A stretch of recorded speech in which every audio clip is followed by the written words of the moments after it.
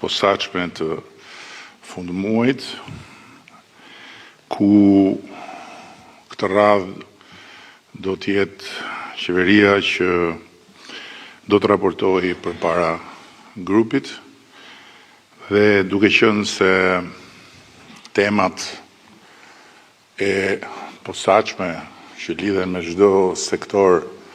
do të trajtohen nga ministrat përkatës, unë dëshiroj të ndaj këtu me ju, duke përfituar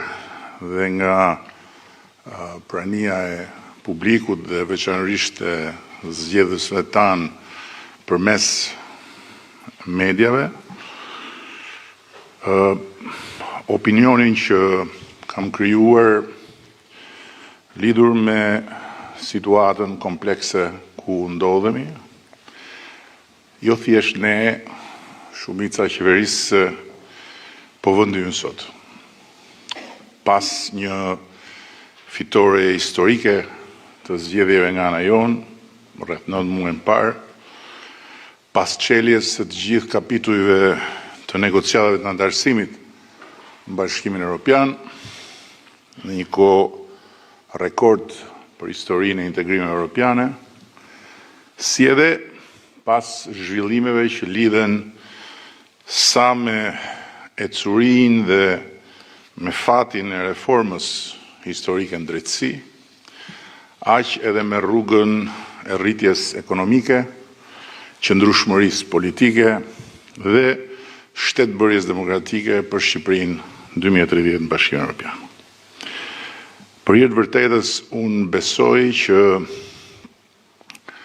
duhet të shohim së bashku se jemi në një udhkryq të ri. Ndërkohë që ekonomia vazhdon të ecë me ritmet e parashikuara, duke afirmuar një rritje të qëndrueshme e cila për nga kohëzgjatja e saj në harkun e këtyre 35 viteve është e pakrahasueshme me asnjë periudhë të mëparshme, ndërkohë që Shqipëria vazhdon të shkëlqejë ndërkombëtarisht si asnjëherë më parë, duke u vlerësuar dhe duke u respektuar në çdo forum dhe instancë të marrëdhënieve ndërkombëtare, ndërkohë që projektet në zhvillim, në hartim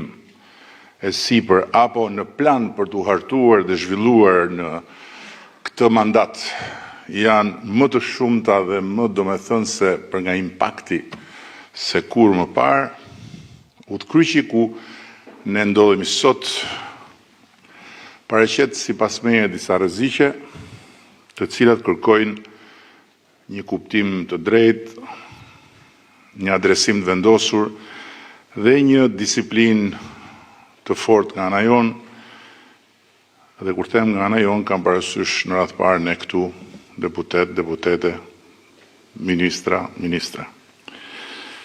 Sepse përndryshe Shqipëria rrezikon të bëjë në vend numëro, duke humbur kohën më të çmuar